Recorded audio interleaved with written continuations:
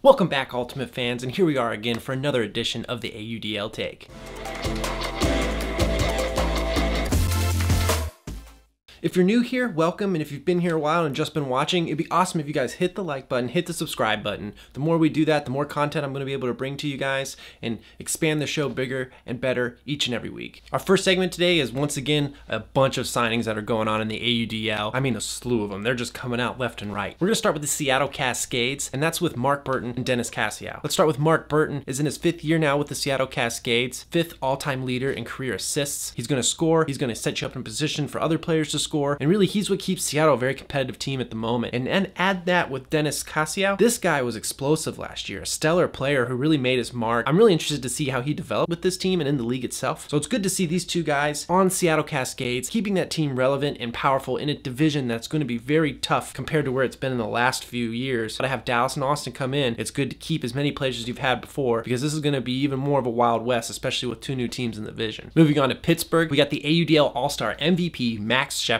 signing on again. A huge signing for them. He's an insane player who has just done some wonderful things for that team. So now moving down to the Atlantic Division, curious to see where he'll rank amongst the rest of these teams and other players in that division. But someone I think that's going to lead this team to some success. A lot more eyes are going to be on him. You started to see that develop over last year. You started to see his name pop up more and more often. It's going to be an interesting season to see where he ends up. Now heading over to the East, we have the New York Empire, and there's just so much to say about this team. Last year, you couldn't really do any better winning the AUDL championship. But now signing Jeff Babbitt and Jack Williams. We still haven't really heard about Ben Yard as far as I know. Grant Lindsey, Harper Garvey. There's still a lot more great players, even Marquise Brownlee. I'm waiting to see, are they going to sign back with this team and make a dynasty? Jack Williams, Jeff Babbitt, a great start. And Jack Williams, I haven't really mentioned a lot. He's tremendous when he was down in Raleigh. Tremendous moving to New York. He's slowly becoming one of those players where put him on a team, going to be one of your top 5 players, regardless of who's on that team. This team's slowly looking like they're going to build back up and be a huge threat in the East and possibly in championship weekend. Probably the biggest news coming out this week that happened in the Central Division. Brett Matsuga is moving to the Minnesota Wind Chill. Seeing him now move to Minnesota, I think that kind of does hurt Indy. They have picked up a few new players. Carter Ray is moving up there, and he's going to be a great handler to kind of fill that void. Brett Matsuga is just one of those lightning style players. He really brings life and energy into your team. I'm excited to see Minnesota Wind Chill use him because they've always had stable handlers, but you're going to free up a lot more players to do some other kind of roles. I'm telling you, Minnesota Wind Chill looks like a team that's going to be a tough team to beat, and that whole division, we're going to talk more about it. It's getting hard to see who's really going to come out of there and get to AUDL Championship weekend. And the last team we're going to talk about today, that's the Madison Radicals. Lots of signings coming out of there. You have Andrew Meshnick, Thomas Coolidge, Colin Camp, and Kevin Pettit-Scantling. That is the quality foundation of that team. They've been there for so many years. Yes, they've lost some other people who have kind of retired now. That's the core you want for this team. Those are the guys who I think are going to keep the stability there and bring in some of those younger players and have some great role models to play with and to learn from. That's what they need if they want to have a solid threat and getting back into playoffs and hopefully championship weekend. Look at Colin Camp. He got 27 goals last year, which was the team high. But also Kevin Pettit-Scantling, if he's on the field, he's going to cause some issues for the other team. Either he's going to get blocks, get breaks, score, assist. He's all over the place, and he plays so many points. I believe he was the 3rd highest in the AUDL with like 252 points played. He's always on the field, and the more he's on the field, the more chances you have to get those turns, to get those scores, and make big plays. So having all of those guys in Madison is exactly what they needed after losing a few players. If they really want to have a real chance of getting to championship weekend or even just getting to the playoffs, they're going to need this squad of guys, and it's really good to see them, and they've always just been such a staple for that fan base. We're going to talk more about Madison too in the next segment and also in our final segment today here on the AUDL Take. And now for the meaty part of our episode, part 2 of our 4-part series,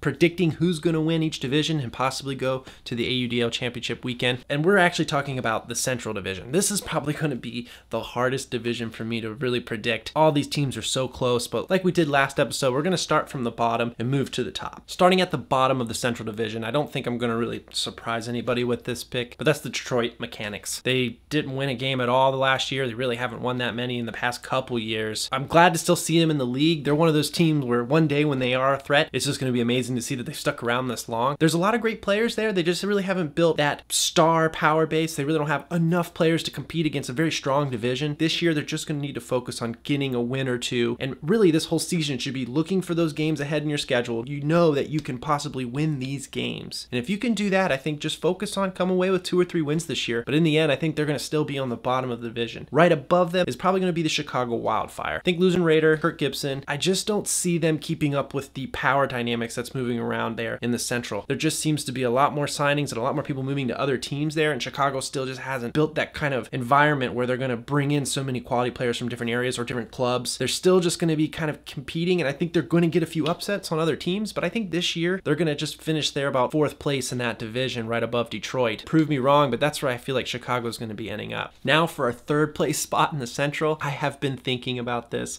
nonstop since I finished the last episode. I really don't know for these top 3 who I really want to pick. They're going to be so close amongst each other. Oh, I mean, I know I'm going to get in a lot of trouble with this. These guys on Twitter are all over the place, but I'm going to put Indianapolis Alley Cats in 3rd place. They have the talent to take 1st place, and I think they easily have the talent to take 2nd place. But I do have this sort of feeling that some of that drive to beat Madison and some of that drive to get to championship weekend, or now that they've accomplished it, they might actually have some drawbacks going into this season. There might be more of a hunger now for Madison to not let Indy beat them at all this year. Or Minnesota, who feels like they just got nudged out. I feel like Minnesota was just a game or so behind. If they had a couple games that they were really close, they could have wedged their way in. More of those other teams are going to have more of a drive to actually get in. Indy, it's really up to their attitude going into this season. So it's not that I don't think those guys aren't going to play well, but there just might be some games where the drive to win might be a little bit stronger on the other team. But knowing Indy, they've always fought hard to be a strong team in that division. There's a very good chance I could be proven wrong, but I'm going to go out on a limb and say they're going to just get squeezed out this year and finish 3rd. I think it's going to come down to that final game of this season. And those games against Minnesota, those games even against Chicago, Madison, they're going to always be tight and always be contentious. This could be that slump year for them, and I'm going to go ahead and put them 3rd place in this division this year. With the last 2 teams left in the Central Division, we started from the bottom, now we're here. Madison and Minnesota Wind Chill. I think those are the 2 that are going to make it. Now, where do they stack up? I believe Minnesota Wind Chill this year will have their first big opportunity to become the regular season champions here in the Central Division. And I think that's a team that's been hungry more than any other team now. And I think this could be their year. They have the attitude. There's a sense about that team. I think they deserve it. They know they've got the skill. They've got the determination. Now they got to just put it in action. How this game starts in Winnipeg, their first game of the season, how they play there will be the true indicator. If I think they come out strong and win pretty solidly, that team's going to be a tough team to take down. Hopefully that momentum carries them through the season. As far as Madison, why do I put them 2nd? There's a multifaceted approach to this, but I think last year was a very big disappointment for the coach, the team up there, and that city as a whole. There's never been a city more involved and more committed to an AUDL team than Madison. I've been there myself back in 2016 during that first championship weekend they had there. That fan base is just in love with that team. And I think seeing them not even get to the playoffs is kind of a disappointment. I think a lot of people up there really look forward to an AUDL season and they expect to be in the playoffs. There's a very good chance they're going to try even harder this year than they've ever had before, get themselves in the playoffs, and also make a serious run to AUDL championship weekend. Having now won the championship and then having the year they had last year, now they're starting to look back at, okay, we've done it as a player, as teammates on this team, and as players of this who've wanted to win a championship. We've now done it. What do we do to replace that drive? And I think they're going to be looking to their fan base, and they're going to be looking to those players, those people around them who come to all their games. We need to give them that playoff weekend, and we need to give a serious run to the championship, because we're not just winning it for us as a team, we're winning it for the city. Not to say that they haven't thought like that before. You've done it as a player, you've done it as a coach, you've done it as a GM. Now it's just to have that great fan base be rewarded for coming to all those games each year. I really think that's going to be their big drive. It's going to be able to push them in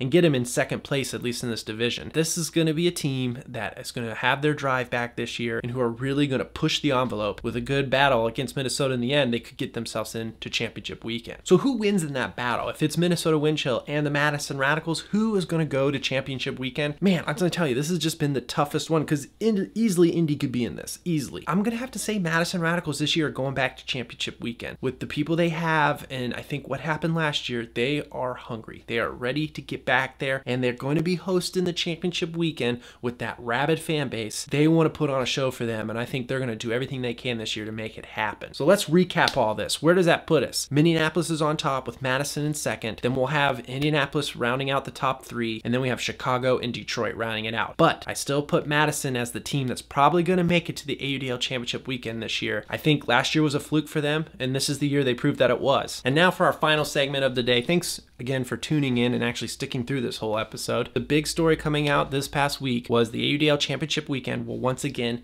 be in Madison. I was lucky enough to be there back in 2016. I just kind of flew up there and was like, I want to see what this is like. I wasn't even really specific about Madison. I just had made the decision that wherever the championship was that year, I was going to go. And man, was I lucky, and I had an incredible experience. They really do know how to put on a great show there up in Madison. And if you've never been to an AUDL championship and you're curious and you've really wanted to go, I'm telling you, this is one of the best places to do it. Being in the stands and being on the field and having the bar there and the food, it was one of the most spectator-friendly versions of Ultimate I've ever experienced. And also watching Donnie Clark get that block and feeling the air just leave that building. Having that experience and feeling that, it did remind me of like any other sporting event that you would go to a big game where there's 60,000 people and all of a sudden you just feel everyone on the same page. Just can't believe what they saw. And you're gonna love the atmosphere there. You're gonna love watching Ultimate in probably what they call the capital now of Ultimate. That's gonna wrap up this episode. Thanks again for tuning in. I love you guys. I really appreciate all the feedback I've been getting from fans and viewers, and there's so much more I wanna do for this show, like interviews and segments. And as we build those likes and those subscribes,